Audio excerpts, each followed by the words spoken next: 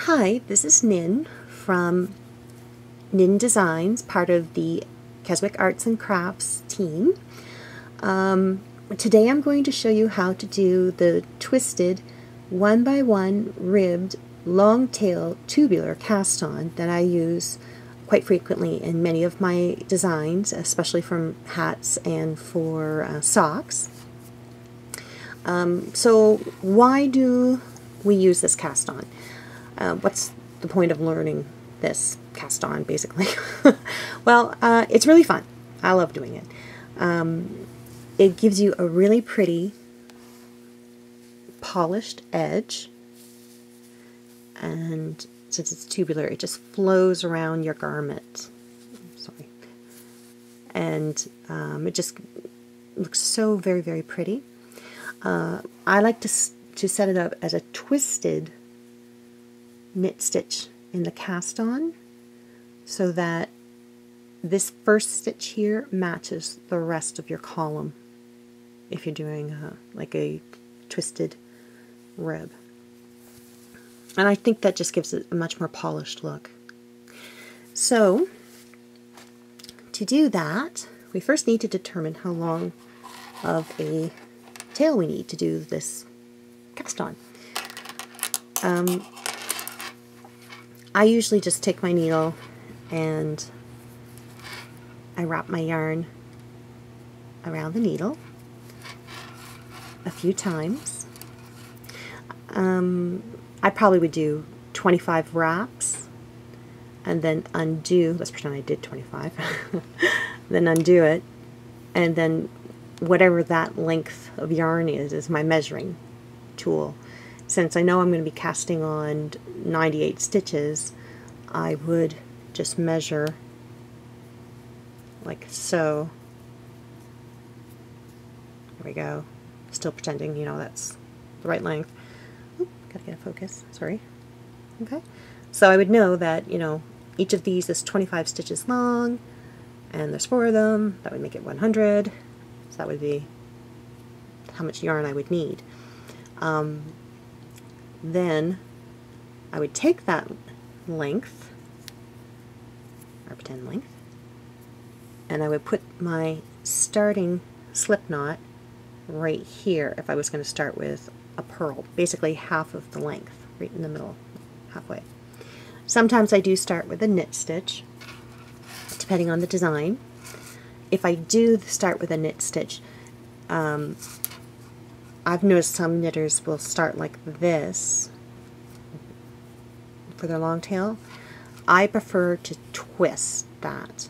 So my ball yarn and my thumb yarn are on opposite fingers, or oriented opposite. And I find that just gives a little more stability to that first stitch, if it's a knit stitch. But today we're going to do it as a purl. So we make our slip knot. Oops. We make our slip knot. There we go. Okay. And, oops, step backwards. Anyway, so the key to this is remembering that your tail, T for tail, is going to drape over your thumb, T for thumb. And the ball yarn is going to drape over your index finger. And then you're going to grasp, you're going to grasp the remaining ends, like the lengths, with these fingers here. So you've got like a slingshot. There we go. Okay. So this is our starting position with the right hand needle pointing up towards the sky. We've got our lovely V, or our slingshot, tail over thumb, ball yarn over index. Okay, so now we begin the cast on, and like I said, the purl knot, the purl is our slip knot, and we need to do a knit stitch. So using the right hand holding the needle, swing the needle tip towards your body, sweep it down under the thumb yarn. Okay, and the needle tip is now pointing through the center of the V. We're going to sweep the needle tip up through the V, and then we're going to sweep it over the index finger yarn. Bring it back down under the V and just keep going, and bring it back up to the starting position. There we go. And you can see how that makes the knit stitch. It kind of looks like a knit stitch. I mean, the legs are oriented a little funny, but that's okay. That'll change as we go on. Okay. So next we need a purl. To do a purl, starting from this position, we swing the needle tip over the index finger, bring the tip up through the middle of the V, and now we're going to swing the needle tip over the thumb, like so, and keep swinging under the V, under the index yarn, and bring it back up to the start position. And you can see, oops, sorry, bad focus. Oh, this camera. Okay, sorry, I'm just going to see if I can get it to focus on. Come on. There we go, sorry. Okay, so now you can see how we've got a stitch on our needle and a bar across it at the bottom. And that looks like the bar of a purl bump. And that is the purl stitch. Okay, so we then go back to do our knit. Take your needle, right hand needle. I tend to pinch these stitches as I go, just so that they don't swivel and move around on the needle. I like to keep them orderly, and it just makes the next step, because there's really 3 parts to this cast on. It just makes the next step easier, because when you have it on circular needles and you're going trying to figure out which is a knit and which is a purl, it can get a little fun if they're oriented all the way jumbled around the needle. Okay, so the next step is because we have our purl, we need our knit. So bring needle towards us, under the thumb, up through the V, over top of the index, sweep all the way back up to the start position, and we've got our knit. And then we do our purl, which is sweep over the index, up through the V, over the thumb, and sweep, sweep, sweep all the way under, back up to the starting position. And you can see we have our purl bump right there. Okay, so I'm just going to put on a few more. Once you get used to this cast on, you can actually do it really fast, and it's a lot of fun. But you don't want to go too fast so you get your stitches all kind of a step that just bothers me. There we go. Okay, so I'm going to end with a knit, and I'm going to turn. We are not connecting in the round. The next step is to knit across this length, this row. So I'm just kind of tucking my tail yarn back here. So the next thing we do is we're going to purl. For purl, we're going to slip the purl stitches purlwise with our yarn to the front of the work, and then we would put the yarn to the back of the work and knit the knit stitches through the back of the loop, because our knit stitches are oriented kind of funny, and that will get them to oriented in the proper way. So let's start.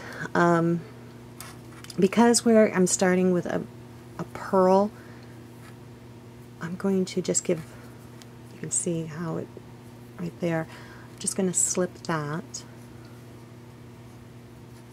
just slip it so that it's an extra little twist there so it doesn't come undone. Oh goodness. There we go. There's my purl. I'm going to bring the yarn to the front. Oh wait, no, sorry.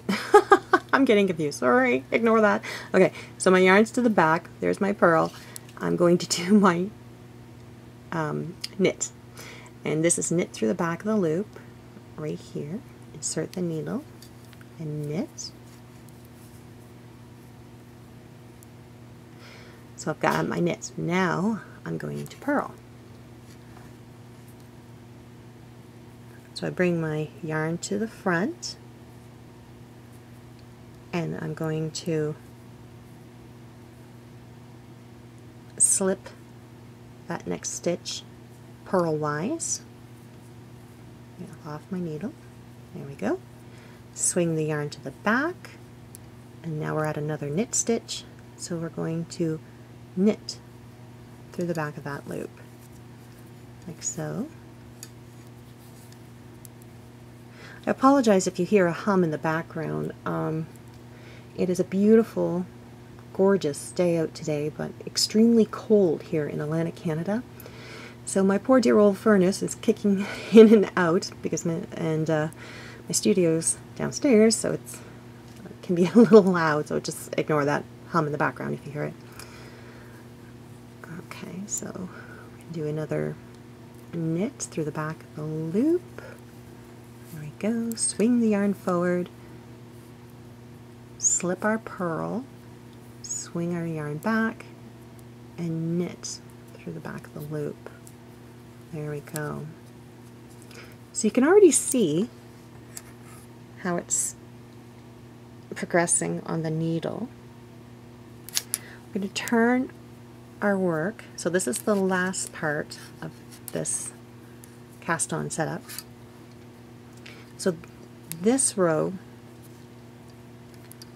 starting with a purl. Again, we're going to slip our purls purl-wise with the yarn in the front. Okay.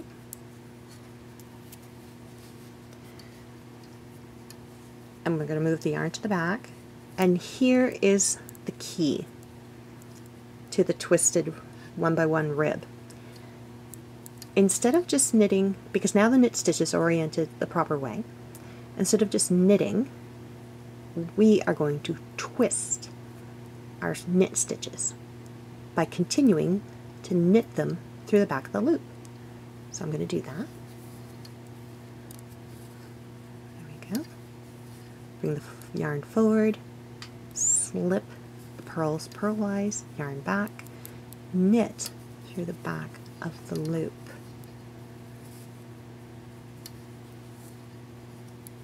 Slip, yarn back, and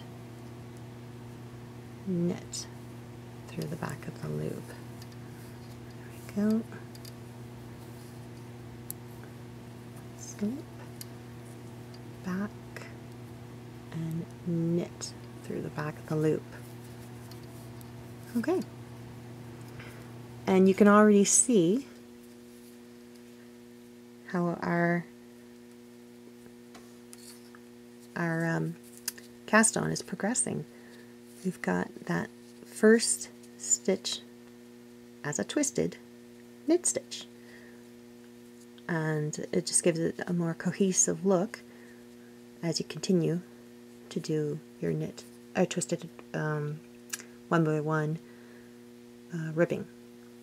At this point, you would join in the round and continue on with your pattern. And when you do this kind of cast on, you know, there is a gap at the end that you will need to sew. It's just a tiny gap, and that's why it's good to have, you know, a bit of a tail to sew that up. But it certainly makes a pretty cast on, and I hope you enjoy it, and I hope you use it and keep it as one of those cast-ons for your knitting repertoire. And that's pretty much it to how to do the twisted 1x1 ribbed Tubular long tail cast on. I'm Nin from Nin Designs, part of the Keswick Arts and Crafts team, and have a great day.